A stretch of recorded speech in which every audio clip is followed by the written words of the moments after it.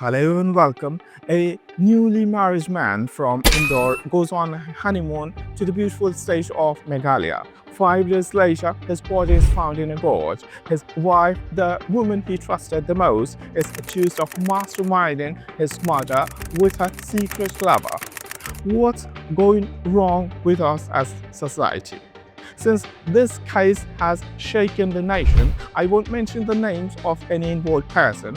I presume that you know them quite well, since this story, or rather sordid story, has dominated the headlines for so long. This isn't just a crime story. This is a mirror showing us how modern relationships, especially marriage, are unraveling, not just through divorce, but through deceit, betrayal, and in extreme cases, murder. Everyone is wondering that if the wife, prime accused, or rather suspect in the case, was not interested in the marriage and wanted to be in a relationship with another guy, where is the need to get the poor husband murdered in an unthinkably cruel manner? She could have filed for divorce later, or even the couple could have simply eloped. At least by doing so, an innocent man's life could have been saved. But no, she wanted him to be killed probably. This one is not an isolated case. Let me quote a few such recent cases. Oraya, UP, 2025, wife killed husband just 15 days after marriage. Pay 2 lakh from wedding gift money to a contract killer. Jaipur, 2025, wife strangled husband with help of lover, then attempted to burn his body. Caught on CCTV camera carrying corpse in a sack.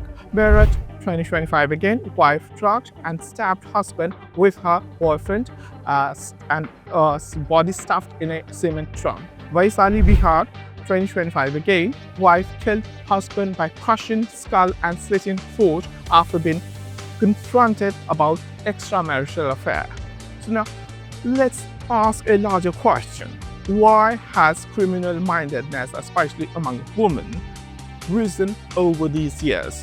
Why is such betrayal in relationship increasing and leading to murderous acts? Why has romantic love become so central to marriage that without it, a marriage is considered meaningless, even disposable by today's youngsters? Before moving ahead, my usual request to all of you is that if you like our work, please subscribe to the channel. Now let's get started.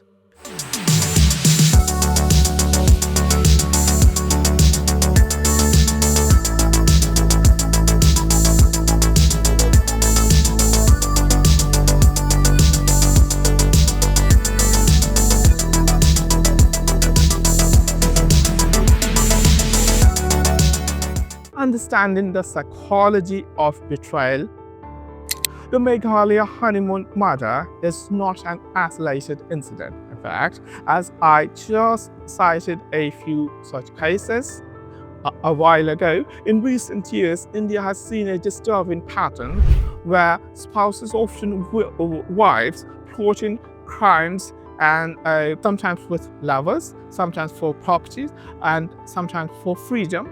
Crimes are becoming more calculated, more cold-blooded. Has society failed to define what marriage is? Or has it redefined it so poorly that the definition itself has become toxic? Let's begin with the psychology of betrayal. According to Dr. Jean Twen, author of Generation Me, we are raising generations to prioritize happiness and personal satisfaction above all, even above responsibility, loyalty, and sacrifice.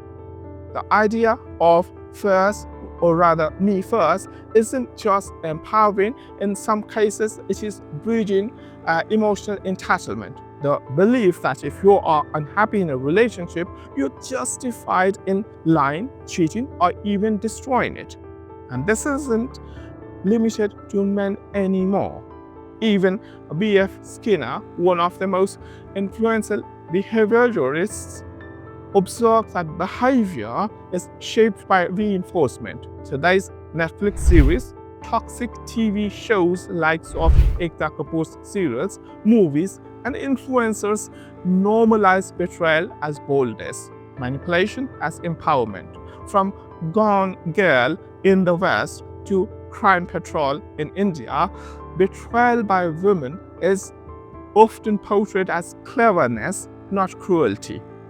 And let's turn to sociological degeneration in this regard. According to Emil Durkheim, a famous sociologist, who warned us about a state of normlessness, which he calls anomie. When traditional structures collapse and no new moral systems replace them, people feel lost and often deviate from social norms. And that is exactly what is happening with modern marriages. As per Bunman, a Polish sociologist who called this era as liquid modernity. According to him, modern love is liquid, easy to enter, and even easier to abandon.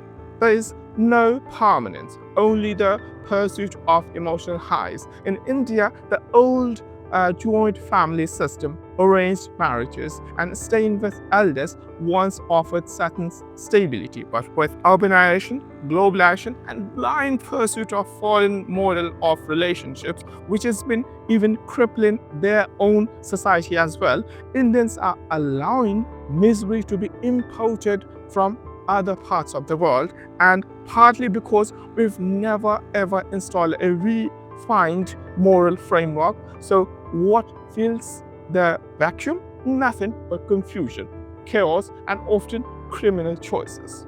That brings us to analyze the death of duty in marriage.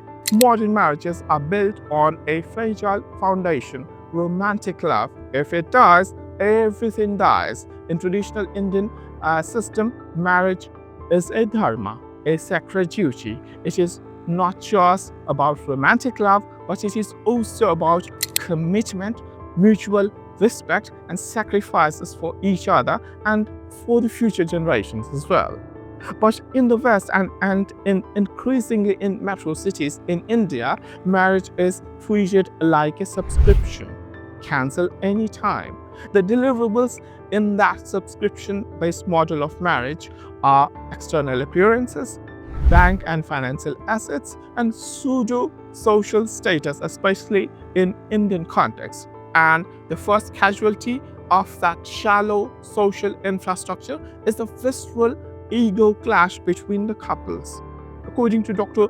Jordan Peterson, a Canadian moralist, who warns marriage is not a happiness contract only, it is a responsibility contract too. When people expect only joy and get difficulty, they run, or even worse. So the expectation of constant emotional pleasure is toxic, because real marriage demands work. Not every day is passionate, not every week is romantic, but loyalty, trust, and shared goals make it sacred. It brings us to consider the feminist misinterpretation in this regard. Let's be clear, feminism is not the villain here.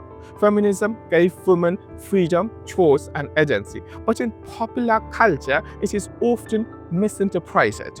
And in India, we've never reshaped it in our context. As a result, empowerment is confused with entitlement, being strong is confused with being ruthless, and liberation is confused with lawlessness.